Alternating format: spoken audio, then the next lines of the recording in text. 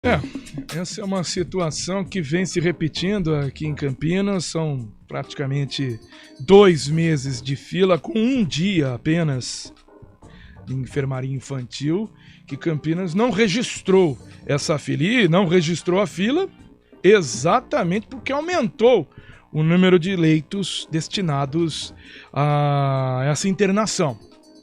Então, e no dia seguinte, infelizmente, já 5 crianças à espera, sendo assistidas, de acordo com a prefeitura aqui de Campinas, mas à espera de um leito mais específico de enfermaria.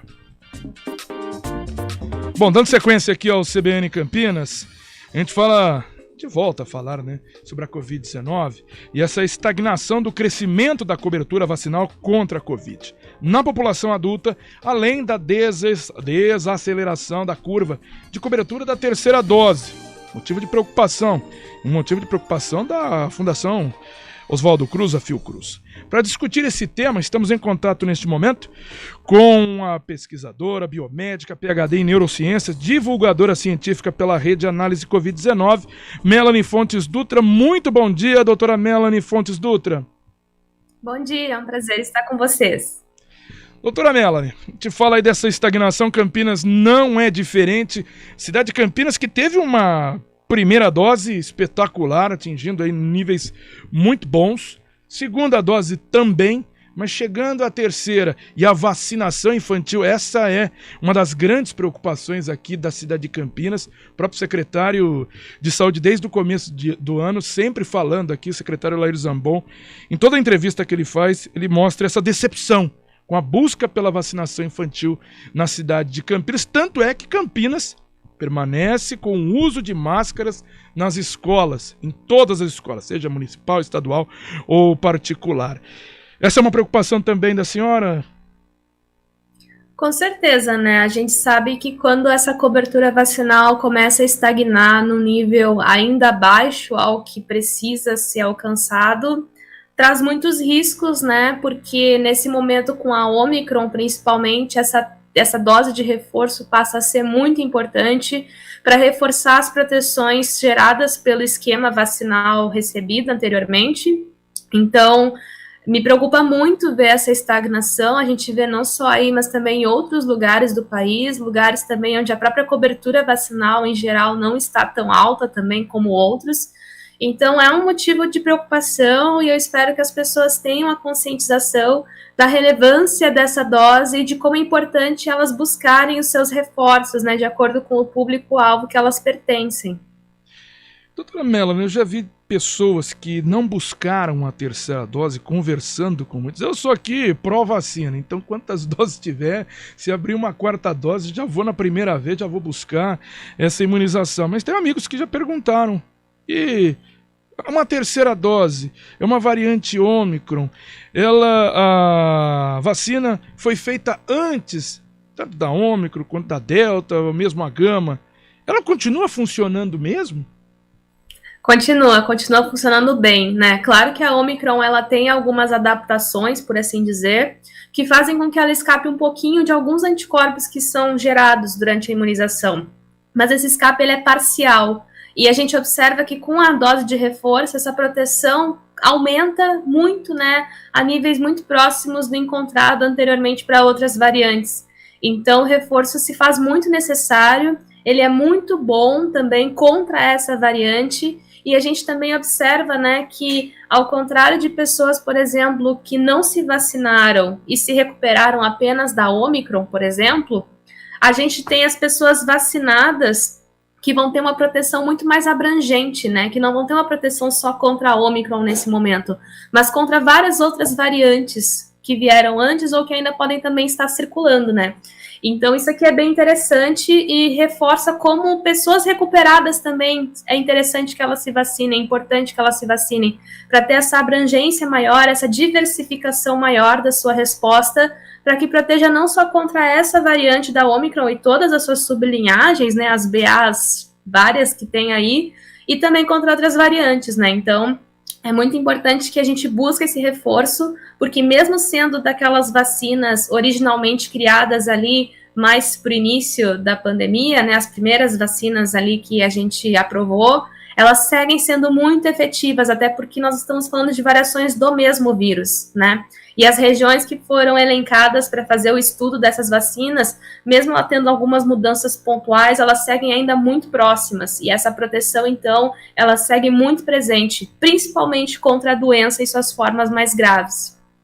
E doutor, até fazendo um relato aqui pessoal, né? Também as 3 doses, a terceira foi no finalzinho de dezembro, contraí a Covid ali finalzinho de janeiro para começo de fevereiro. E não tenho a menor dúvida, viu, doutora Melanie, que por causa dessa proteção e já o reforço, né, de terceira dose, a situação em casa foi muito tranquila, porque em casa todos tinham já a terceira dose, meu filho mais novo não, tem apenas um ano e meio, mas o mais velho já tinha tomado pelo menos a primeira dose. Eu não tenho dúvida de que a situação foi tranquila em casa por causa dessa cobertura vacinal. Meu pai também com 3 doses e todo mundo ali, entre 6 pessoas, eu acho que estatisticamente era para ter, se ninguém tivesse vacinado, alguém com algum problema um pouco mais grave.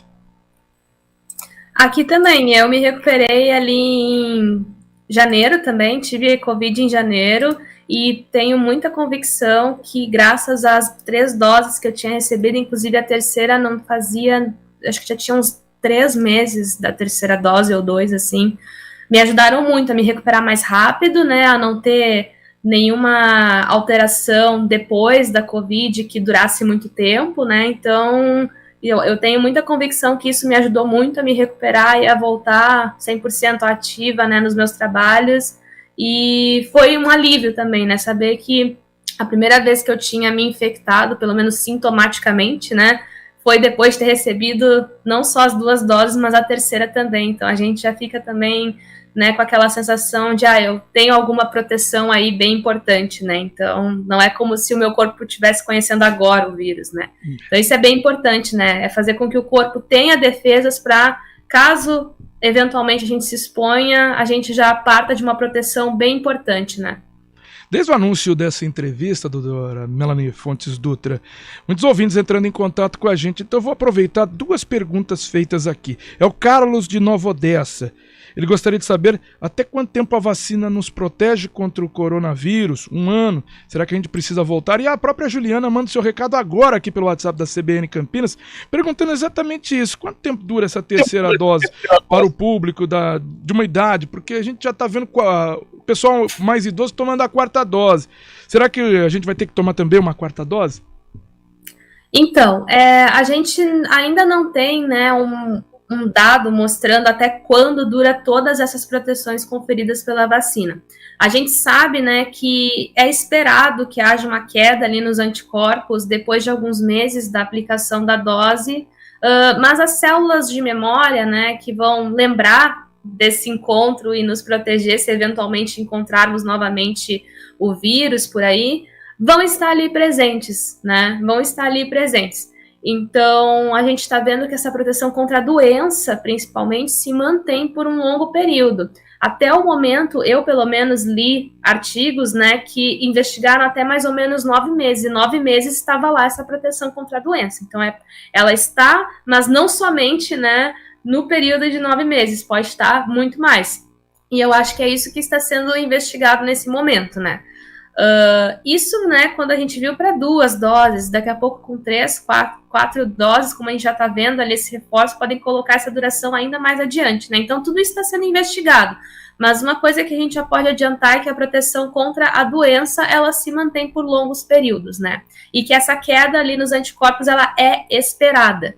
O que a gente tem visto, né, nessa aplicação da terceira, da 4ª dose, é para ajudar a nos proteger contra essas variantes que estão circulando mais nesse momento, que tem certas características em que reforçar a proteção contra a infecção é muito importante, né?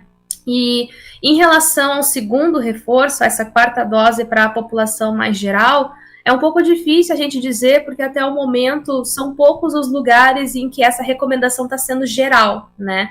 Recentemente, a Agência Europeia de Medicamentos recomendou uma 4ª dose para a população geral, né? Isso está bem recente, mas até então eram realmente poucos lugares que estavam fazendo isso, né? O que a gente vê é um segundo reforço sendo bem recomendado para pessoas ali acima dos seus 50, 60 anos, né?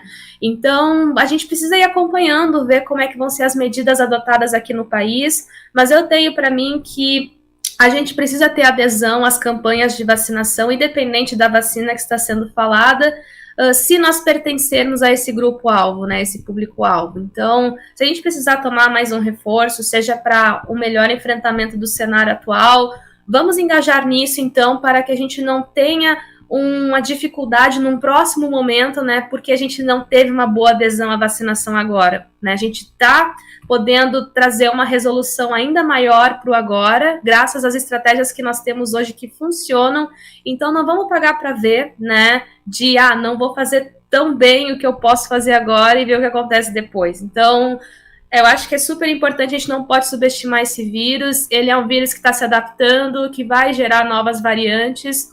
Essas novas variantes trazem riscos de poderem ter algumas características preocupantes para a gente, e a gente sabe que a vacina impacta diretamente nisso, ela reduz a frequência com que esse vírus acumula essas mutações, essas modificações.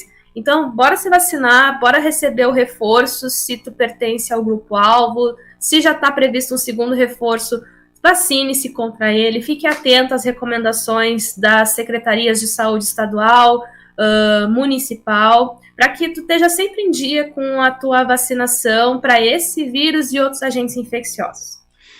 E Melanie, só para a gente finalizar aqui no CBN Campinas, a gente falou bastante de Covid, mas temos aí um desafio que está surgindo, que é esses casos de varíola de macacos. O quão isso é preocupante? A gente ainda tem levantado dados sobre isso, né? Já estamos vendo aí a transmissão, alguns surtos em alguns lugares.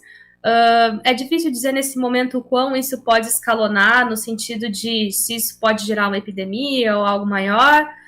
Existem certas características desse vírus em que a transmissão humano para humana não é tão facilitado como que a gente via na varíola humana, mas isso também não pode ser usado como argumento para subestimá-lo, né? Então, a Anvisa ontem emitiu uma nota alertando para o uso da máscara não só contra a Covid, vírus respiratórios, mas também para impactar essa possível transmissão desse vírus agora, já que ele pode também se transmitir por gotículas, né?